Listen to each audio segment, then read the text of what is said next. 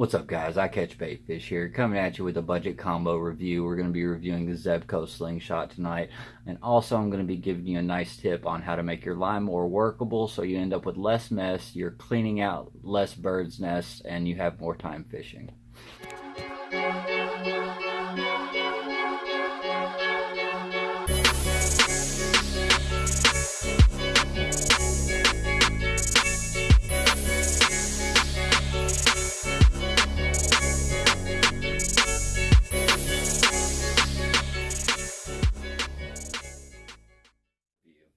This is a 5/6 two-piece fiberglass rod made in China.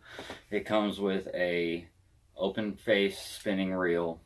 Now, this is ambidextrous, which means you can use it either left or right-handed. It's left-handed right now for me because I'm left-handed. The reel is rated for 6-pound line at 210 yards, 8-pound line at 155 yards, or 10-pound line at 105 yards. This reel is ambidextrous, meaning that all you have to do to switch which hand you reel with is to remove a screw. Remove the handle, place it on the other side of the reel, and then screw that screw back in. The one problem with these is that screw will come loose on its own every now and then, and you have to ensure that it's tightened. The rod is rated for 10-pound line. It says it's rated for 1/16 to 3/4 ounce lures. I would never try to put a 3/4 ounce lure on this rod. It is just too light. It is too flimsy. It is a medium light rod with about a medium action to it. This is not a bass rod. This is not a bass combo. This is for panfish. It's for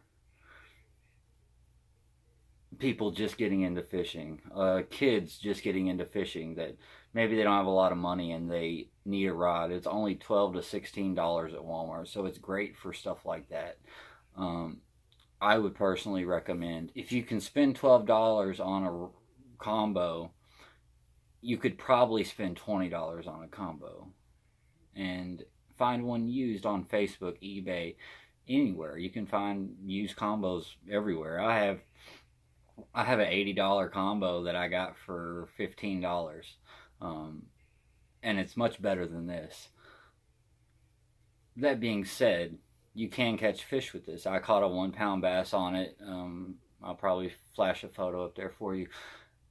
It was a lot of fun. It was very sporty because it's not made for large fish, so it took some effort to get it in. I was worried it was going to break. I'm always worried it's going to break if I get a big fish on. I would really only recommend this. I say that while I have a topwater jitterbug on here, but I would really only recommend this for throwing a worm out with a bobber, something for your young teens. It's a little bit big for a small child, but it's perfect for like a 10 to 14-year-old. Just as an intro rod, if they are trying to learn how to use an open face reel, if they're looking to step up from that princess rod or that Spider-Man rod and they want something a little bit nicer, for $12 they can have that. And I am not trying to bash this rod. I'm not saying it's a bad rod. I'm not saying it's a bad combo. The reel itself is really not that bad. It is a little crunchy. I've used it pretty solidly for over a month, and it's getting a little crunchy because it has all metal gears, and I think they're starting to get rusted. I fish in the rain, I immediately took the stock line off and put on 10-pound monofilament, and then I soaked it in water, and warm water, for 10 to 15 minutes after I had it spooled, to help it conform to this reel. Because when it comes off of the spool's a lot bigger than this reel, so it's not conformed to this small of a circle, and it won't work correctly. You'll end up with bird's nests and all that good stuff. Yeah, all that fun stuff that makes you want to throw it in the water and quit fishing. You can't avoid that. It's very easy to do. All you have to do is take that crap 10-pound stock line off and put on your own, and then soak it in water, warm water, for 10 minutes. It's amazing the world of difference it makes. The reason why you should really only be trying to catch panfish with this combo is because this reel is not made for bass fishing. The ratio and retrieval rate on this reel is only 2.7 to 1, which is crazy slow. Normally, bass fishermen want a 6.2 to 1 at the lowest. 5.7 sometimes, but I always like to keep mine up over 6. And this is a 2.7, so it's just turtle slow. You're going to have a hard time with swim baits, crankbaits, anything that you'd have to reel as part of making it look realistic. This is just not made for that. I will throw, like right now I have a jitterbug on there. It just moves at the perfect speed for that jitterbug to make it do what it's intended to do. But other than that, I only really throw Texas rigs on this, finesse worm Texas rigs, smaller stuff. And like I said, it can catch fish. Alright guys, so what you'll want to do is you want your line spool to be face up, and that's how you get it to go the same way that it goes on the reel when you reel in. And you want to hold it like this when you're spooling. That keeps the line tight, keeps tension on it, and you just reel it in. You don't want to go too fast.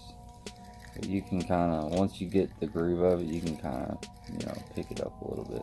It will be a little harder to do. Okay, so once you get enough line of what you want, what you'll do is you'll unscrew the drag completely.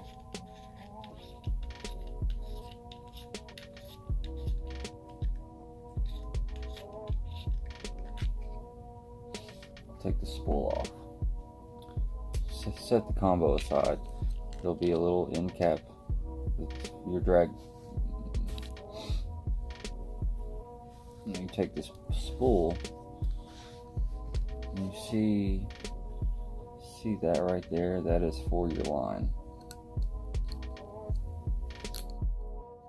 You clip it in right there. Take the spool, make sure this is warm water.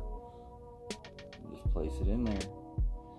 It can be a bowl, a cup, anything that'll fit the spool. And then you set it aside and you leave it for 10 minutes. Now after you get done, you take it out, shake it out good.